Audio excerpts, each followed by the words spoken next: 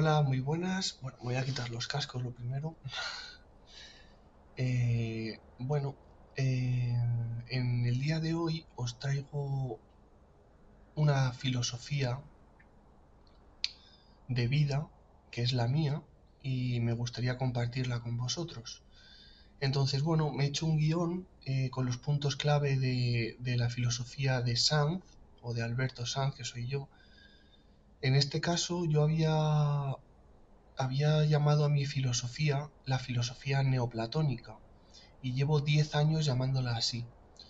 Y desde hoy, desde este momento que estoy haciendo este vídeo, va a ser la filosofía de Sanz. Ya digamos que lo vamos a acotar un poquito más, porque bueno, yo me considero filósofo. Después de tanto tiempo filosofando y creciendo en el ámbito del pensamiento y en la espiritualidad y en muchas otras áreas, pues ya me considero un maestro en filosofía, en la mía al menos. He desarrollado una filosofía propia y eso la llamábamos la filosofía neoplatónica, pero ahora es la filosofía de Alberto Sanz. Bueno, ¿quién es Alberto Sanz? ¿Quién es un servidor? Pues yo soy un chico de 32 años, vivo en Guadalajara, en España, y llevo filosofando los últimos 10 años, ¿no?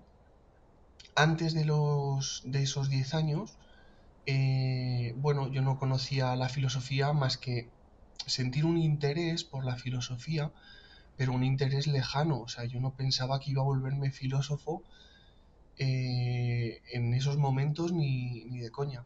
Pero me pasaron unas ciertas cosas que al final me llevaron a la filosofía, me llevaron a una introspección. Yo pasé unos malos momentos en 2014 y a partir de ahí es cuando empecé a filosofar y se, se nota muchísimo el crecimiento a nivel pensante de pues, la persona que yo era hace 10 años a la de ahora. Y también se nota en la filosofía en sí misma, ¿no? Pues yo la he cerrado, he conseguido acotarla bien para poder transmitirosla lo mejor posible, ¿no? Entonces lo que os decía es que me he hecho un guión y bueno, yo creo que es bastante revelador de lo que puede ser una filosofía propia, ¿no? Entonces, lo primero que vamos a ver hoy es qué es la filosofía, ¿no? La filosofía, la palabra filosofía, eh, representa un pensamiento, ¿no? Por decirlo así. Por ejemplo, la filosofía de Nietzsche, la filosofía de Platón, la filosofía de Hume, representan diferentes pensamientos de diferentes épocas y de diferentes personas. Entonces, por eso llamar a mi filosofía la filosofía de Alberto Sanz, pues también es lógico, ¿no? La neoplatónica era el nombre inicial. ¿Por qué? Pues porque es una filosofía que bebe mucho del pensamiento de Platón, pero adaptada a nuestros tiempos. Es decir, yo a lo que voy con esto es que yo buscaba la verdad. Cuando me pasó lo que me pasó, pues yo me centré mucho en buscar la verdad y descubrí pues muchísimas cosas que quiero compartir con vosotros. Entonces vamos a empezar, ¿no? Filosofía. La filosofía es estar cerca de la sabiduría. ¿Y qué es la sabiduría? Pues bueno, yo la defino de diferentes maneras. Una de ellas es buscar un equilibrio entre, entre el momento vital, entre vivir y el momento reflexivo y de reflexionar, ¿no? Entonces, si tú buscas un equilibrio entre la reflexión y digamos los actos vitales, como puede ser comer, respirar o cualquier otro placer mundano, ¿no? Y luego reflexionar, que sería pues una introspección, tener diferentes tipos de pensamientos, y los equilibras, pues eso sería la sabiduría, ¿no? Pero me gusta más definir la sabiduría como alguien que tiene dos cualidades a la vez, ¿no? Una es la humildad y otra es el crecimiento. Si tú eres sabio, eres humilde y por tanto entiendes que siempre puedes aprender algo. Entonces, el sabio es el que está siempre dispuesto a aprender. Esa sería la definición más hermosa que puedo encontrar ahora mismo, ¿no? Entonces, bueno, yo lo que hice al principio, antes de considerarme filósofo y todo esto, fue empezar a pensar en varios conceptos que a mí me parecían muy interesantes, o como puede ser la suerte, como puede ser la verdad, como puede ser el ego. Y empecé a filosofar así, poco a poco, fui desarrollando una filosofía, ¿no? Entonces, yo lo que hice fue hacer un árbol lógico. ¿Y qué es esto de un árbol lógico? Pues bueno, seleccionar una serie de valores o una serie de ideas muy importantes sobre las que empezar a construir y que eso vaya creciendo y creciendo y creciendo, ¿no? Entonces, como hemos dicho, vamos a ser sabios, vamos a ser humildes, pero también vamos a estar dispuestos a aprender, ¿no? Eso es la sabiduría, al final, al fin de cuentas.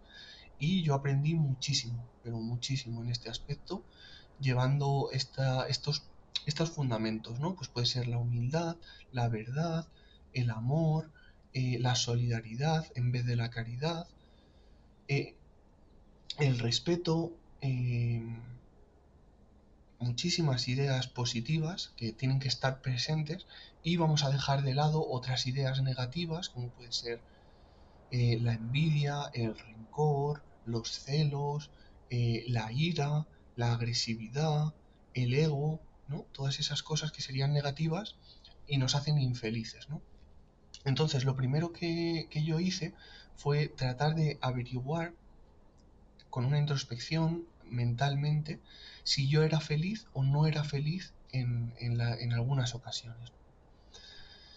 Entonces yo descubría que en algunas ocasiones era feliz y que en otras ocasiones era infeliz. Y le ponía un nombre de una idea. Por ejemplo, si yo tenía miedo de algo, pues estoy siendo infeliz, es miedo, ¿no? Ese es el nombre que le pondría a ese sentimiento, ¿no? Si yo soy infeliz, trato de buscar la idea que más se parece a la causa de mi infelicidad, ¿no? Y lo mismo hacía con la felicidad, pues alegría, júbilo, risa, muchas ideas buenas que también hay que ser conscientes de ellas, ¿no? Entonces, la autoconsciencia, el saber qué idea es la que está con nosotros en este momento, por ejemplo, en mí puede estar la sabiduría, la comunicación, pero en vosotros puede estar pues la reflexión o el plantearos dudas o la duda, ¿no? La duda te hace infeliz.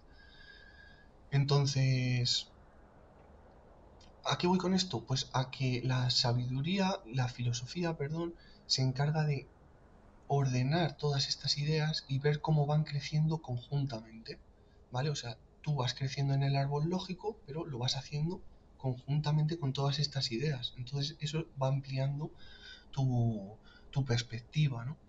Entonces yo diría que yo soy una de las personas en este mundo que más valora la perspectiva y que creo que tengo una perspectiva bastante buena y sobre todo sobre este tema que es el que yo he trabajado durante todo este tiempo, ¿no? Entonces, bueno, pues eso sería el primer punto, la filosofía, un poquito pues humildad y crecimiento y hacer un árbol lógico que nos permita crecer en un pensamiento filosófico, ¿no? Bien, el segundo punto es acerca de la verdad. Yo empecé a pensar y dije, bueno, ¿y esto de la verdad qué es, no?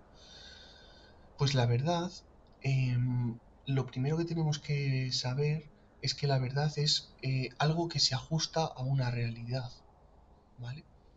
Por ejemplo, yo llevo unos cascos aquí colgados, eso sería una realidad y la verdad digamos que pasa a través de mi mente, ¿no? Para decírosla a vosotros. Entonces, la verdad digamos que lo que es relativa, ¿no? La realidad digamos que sería una fusión de verdades, por decirlo así, y también es relativa pero menos.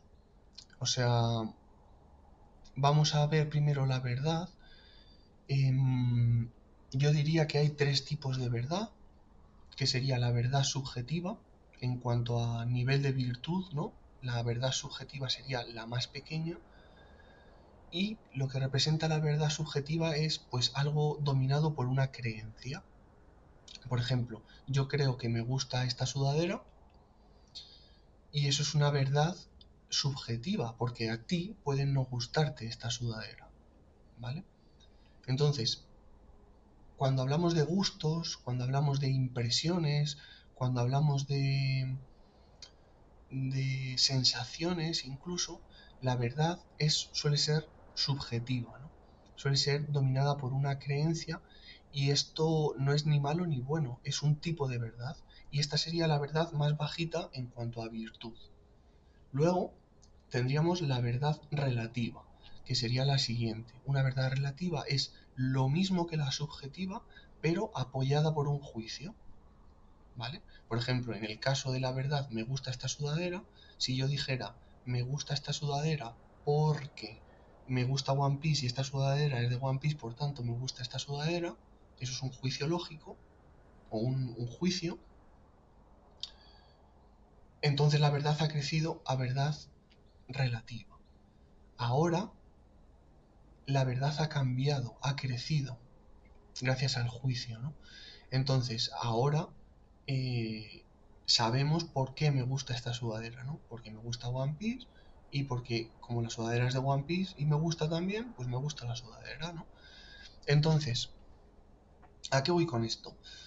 Pues que la verdad relativa también puede ser diferente, porque a ti puede no gustarte ni la sudadera ni el juicio, ¿entiendes? Pero eso sería una verdad subjetiva.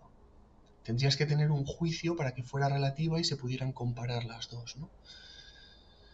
Entonces yo te diría después de eso, pues a mí me gusta la sudadera y como yo soy el que viste esta sudadera, pues me pongo esta sudadera. Y ahí no tendrías nada que decir. Entonces, en ese debate tú perderías porque el que decide la ropa que lleva es el portador de la ropa, ¿no?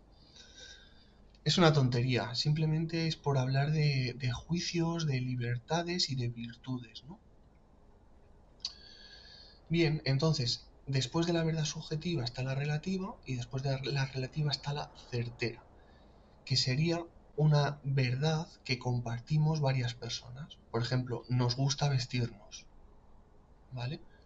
Entonces, nos gusta vestirnos o es cultural, todos esos juicios lo apoyan, ¿no?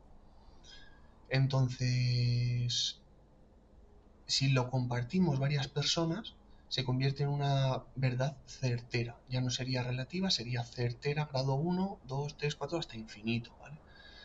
¿Por qué digo hasta infinito? Porque no existe la verdad absoluta, ¿vale? La verdad absoluta sería una verdad compartida por todas, absolutamente todas las perspectivas del universo.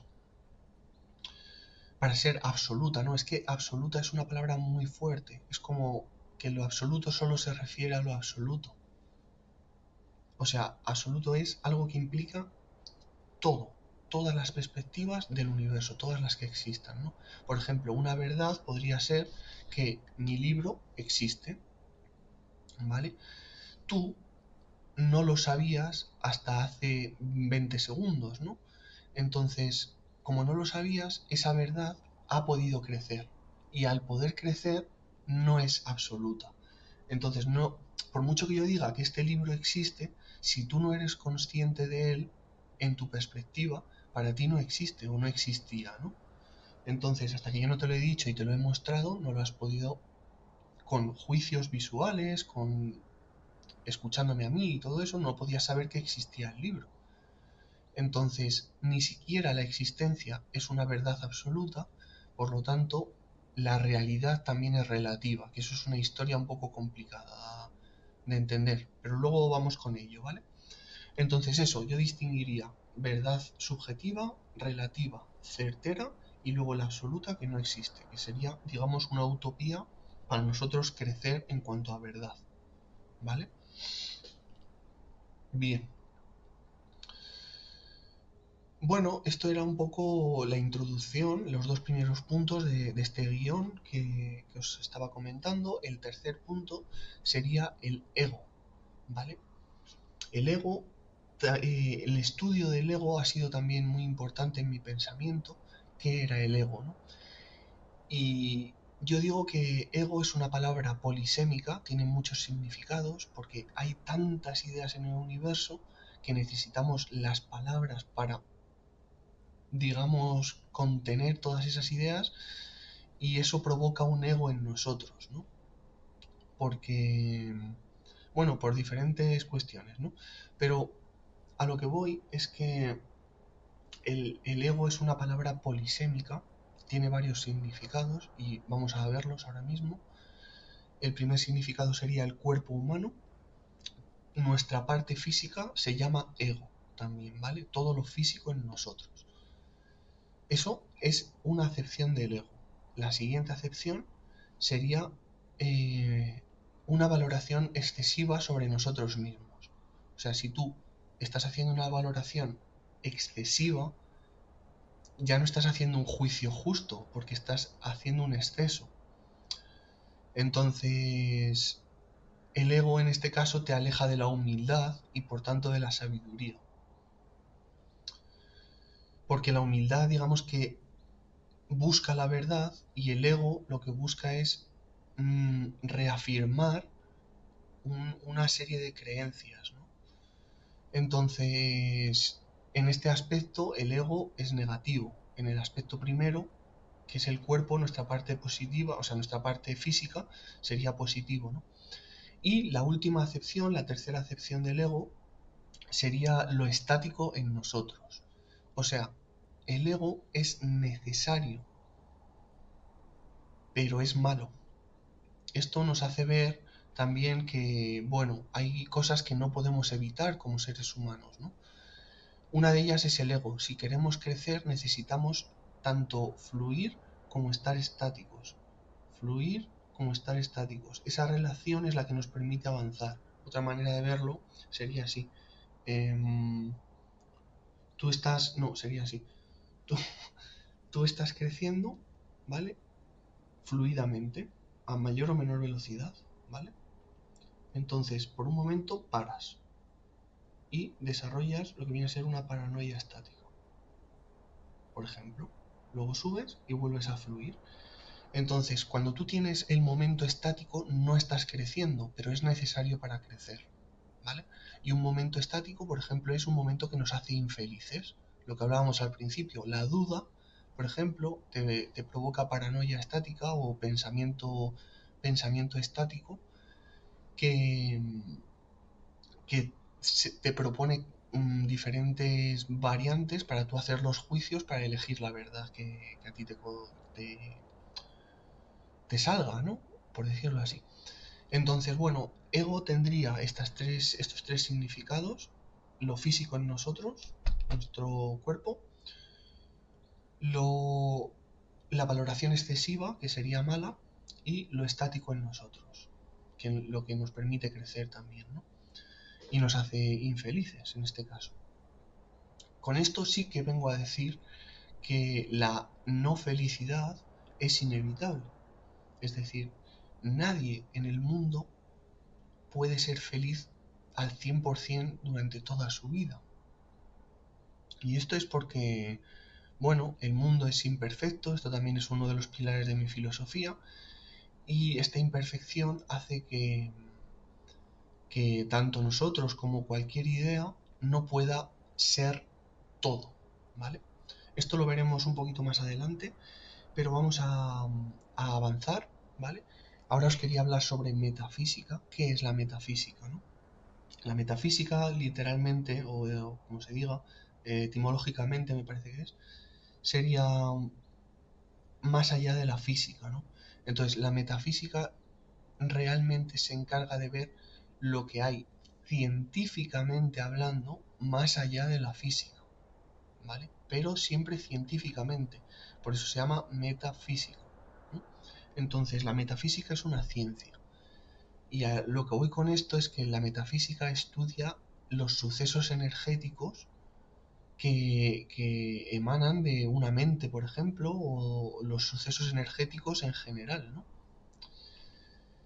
Entonces, las energías, por decirlo así, ¿no? Y claro que hay energías en el mundo, en el universo, y estudiarlas es el deber del metafísico, ¿no? Entonces, tú me dirás, ¿pero somos metafísicos o qué es esto de la metafísica? Y yo te digo que sí. Em, la metafísica, digamos que tiene que ver con la espiritualidad del ser humano. Y tú me dices, vale, pero ¿somos espirituales? Y yo te digo, sí, somos seres espirituales. ¿Por qué? Porque pensar es un acto espiritual, soñar es un acto espiritual, crear es un acto espiritual, amar es un acto espiritual, el escuchar es un acto espiritual. O sea, todo lo que tiene que ver con ideas en nosotros es espiritual, ¿no?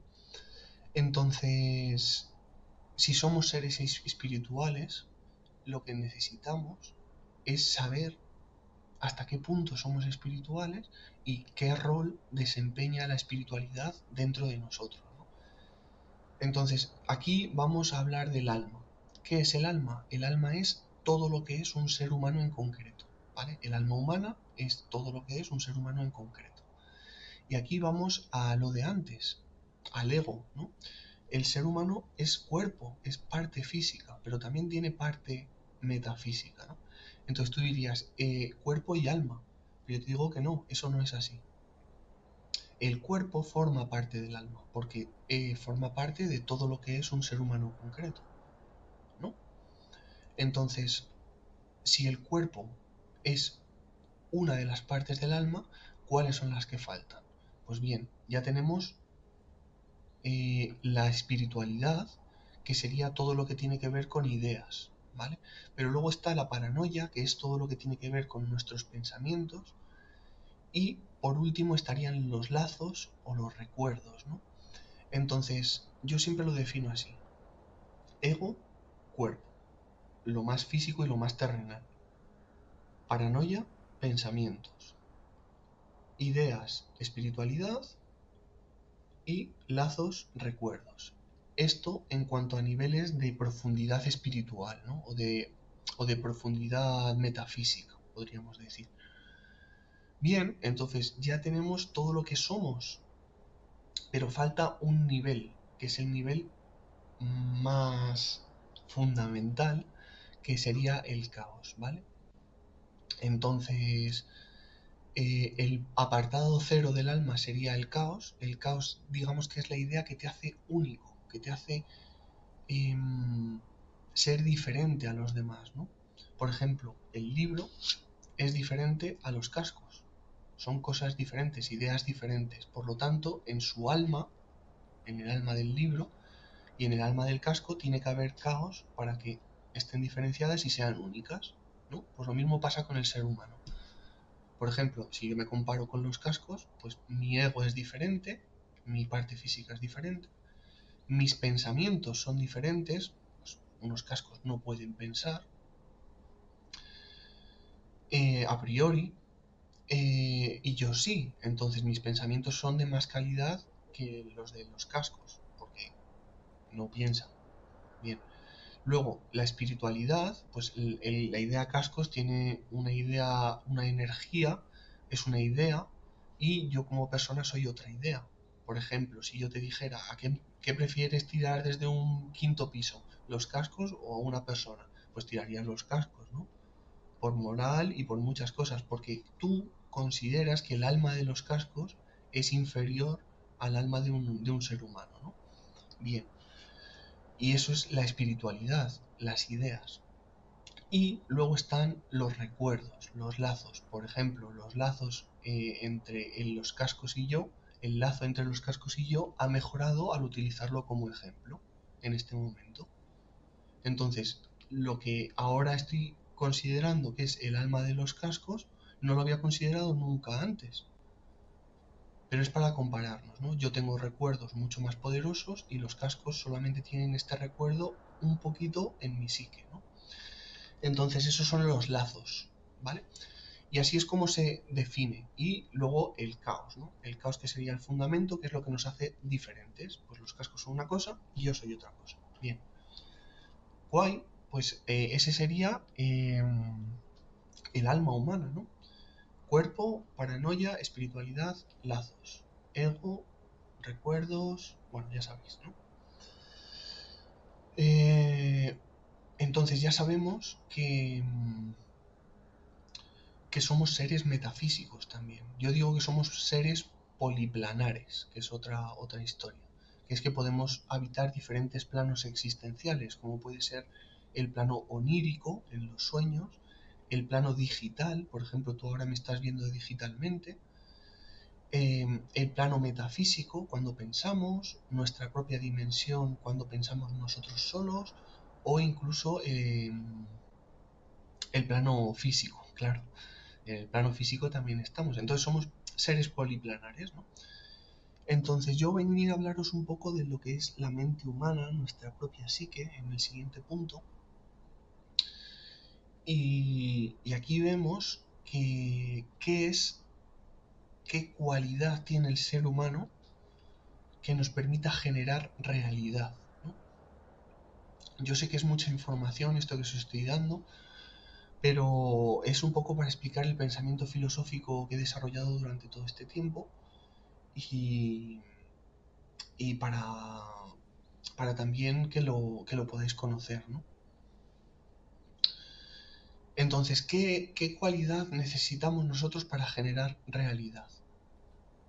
Bien, nuestro cerebro funciona con hormonas, ¿no? Como sabemos, con impulsos eléctricos también, y queda mucho por averiguar sobre el cerebro. Yo en mi experiencia he podido investigar muy a fondo este tema y yo lo que digo es que todo cerebro, ¿vale? Los cascos no, porque no tienen cerebro, eh, a priori, no tienen cerebro. O sea, ¿dónde lo veis? Pero nosotros lo tenemos pues dentro del cráneo, ¿no?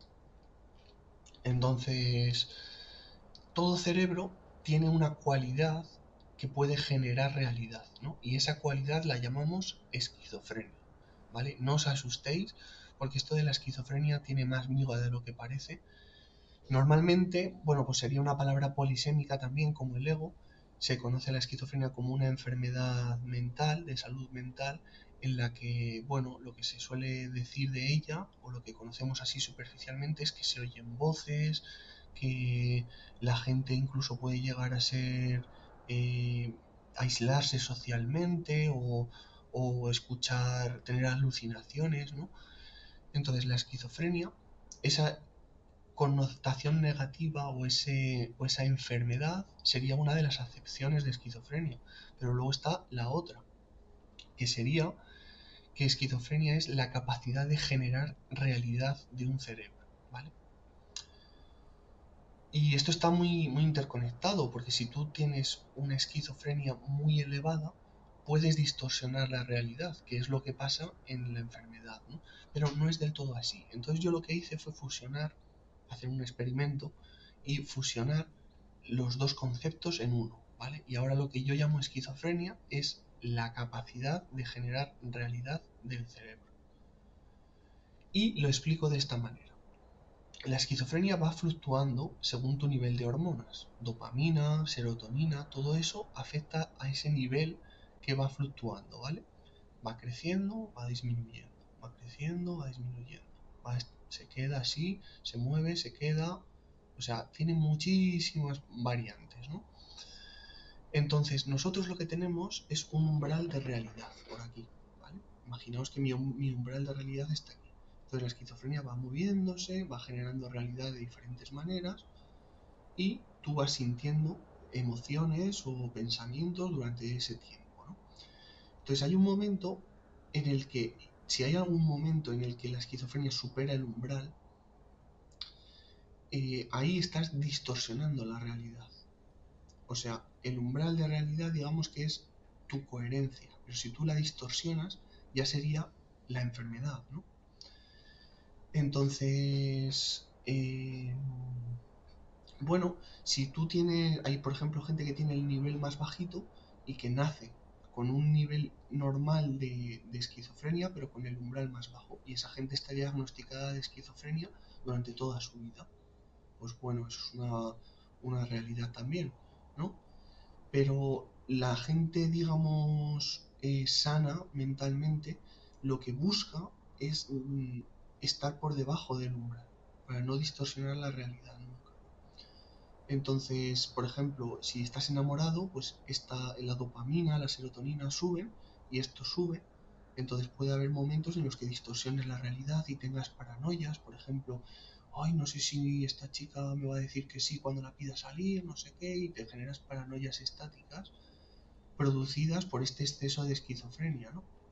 Entonces, el umbral de realidad, lo suyo o lo que hace la persona sabia es buscar que estén igualados el nivel de esquizofrenia con el umbral de realidad.